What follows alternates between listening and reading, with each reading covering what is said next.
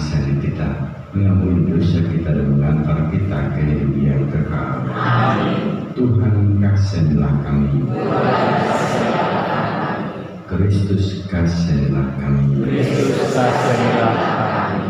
Tuhan kasihanilah kami. Tuhan kasihanilah kami. Marilah berdoa.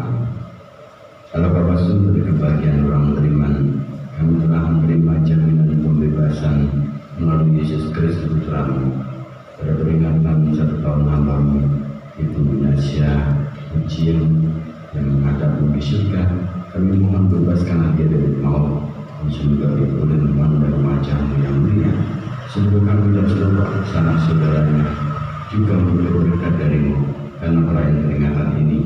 Dengan penyataan Yesus Kristus Putra-Mu Tuhan kami, bersama dengan tiga dalam bersama Roh Kudus hidup dan berkuasa Allah sepanjang segala masa. Amin. Pembacaan dari surat Rasul Paulus kepada jemaat di Roma. Saudara-saudari, tetapi kamu tidak hidup dalam daging, melainkan dalam Roh. Jika memang Roh Allah diam di dalam kamu. Tetapi jika orang tidak memiliki Roh Kristus, ia bukan milik Kristus. Tetapi jika Kristus ada dalam kamu, maka tubuh memang mati karena dosa.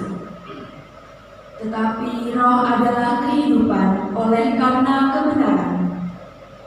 Dan jika Roh Dia yang telah membangkitkan Yesus dari antara orang mati diam dalam kamu, maka Ia yang telah membangkitkan Kristus dari antara orang mati akan menghidupkan juga tubuhmu yang fana itu oleh Roh-Nya yang diam di dalam kamu.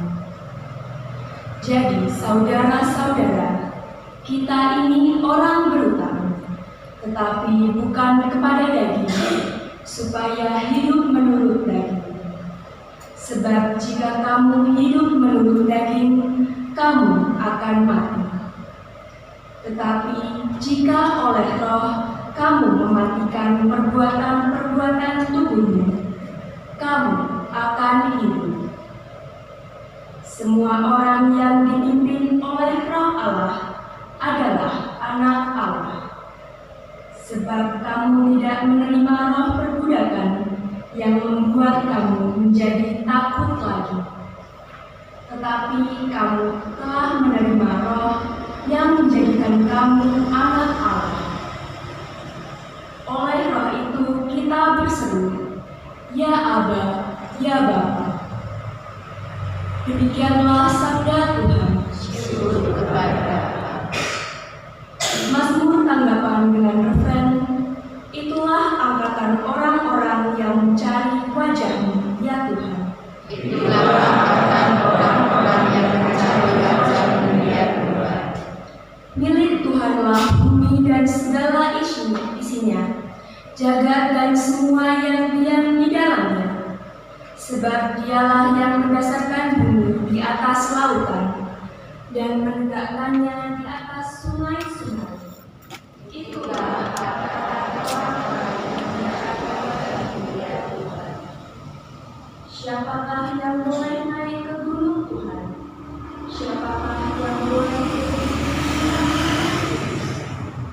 orang yang bersih tangannya dan murni hatinya, yang tidak menggunakan kepada dirinya. Itulah orang-orang yang mencari wajah-Mu.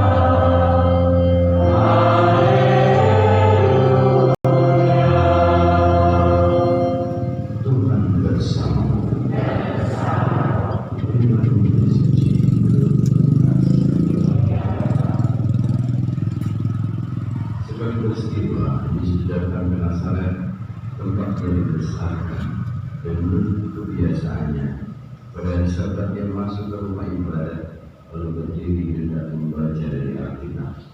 Kepadanya diberikan kitab Nabi Yesaya, dan setelah dibukanya, yang menemukan emas di mana ada tertulis, Tuhan berkata,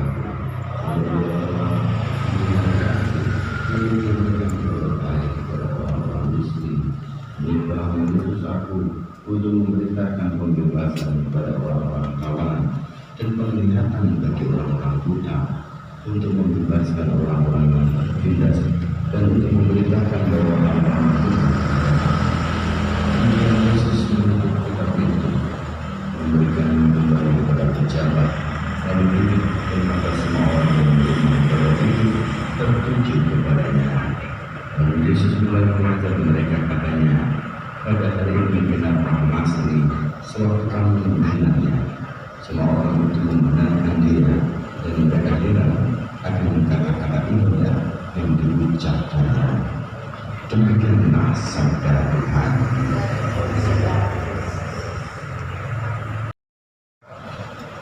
Bapak Ibu, saudara sekalian, kita mendengarkan Injil ini beberapa kali Allah.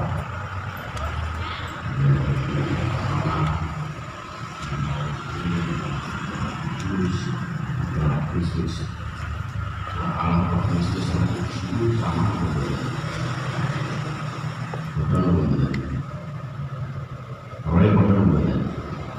Sama.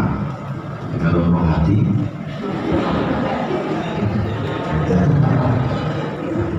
jadi sama, rohnya sama. Karena kita mengenal Tritunggal Maha Kudus. Dan nanti sampai Pentakosta kapan lagi?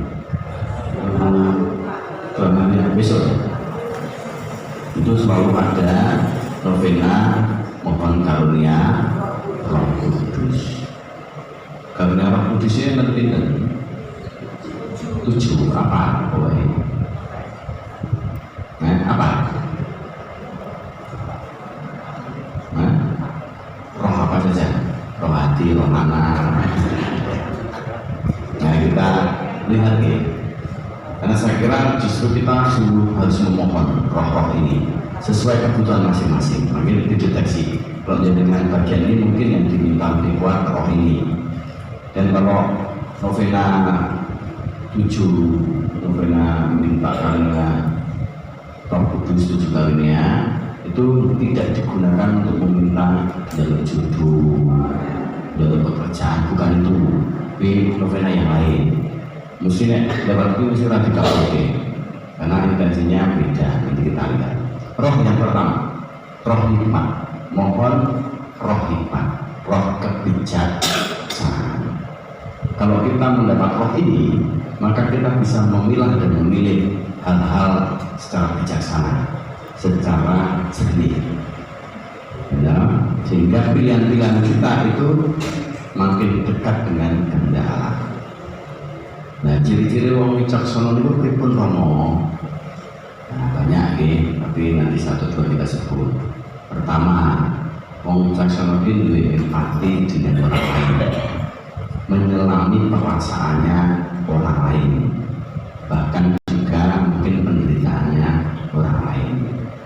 Nah, wong berempati itu biasanya sebelum ngomong, sebelum bertindak itu dipikir. Orang ngomong dhisik kayak mikir, tapi mikir dhisik kayak ngomong, gitu. Mikir dhisik kayak bertindak. Yang begini kan tadi, orang ngomong dhisik kayak dipikir kan, mikir dhisik kayak ngomong pergi. Sehingga kata-kata kita itu nanti tepat, orang gampang melukai orang lain. Kapan itu saya ke rumah sepuh. Saya melanjutkan pertanyaan yang disukai apa Romo, yang tidak disukai apa Romo, gitu.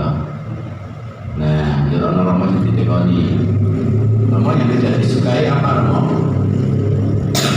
Ini mungkin guyonan ya, saya bilang campur nih Romo kui Jadi bilang gitu, jadi ada Romo itu ngomong kan, ya bebas itu, soal ngomongnya. Nah Romo satunya itu ditebali, apa Romo sih nggak sih canggung Romo, kami cuma gitu ya, gitu. Nah di antara kami juga soal ledekan di antara Romo. Dulu itu mungkin nggak suka, karena canggung di dalam bambang ceplak, paling ku dia nggak suka lambene dia lebih rokok.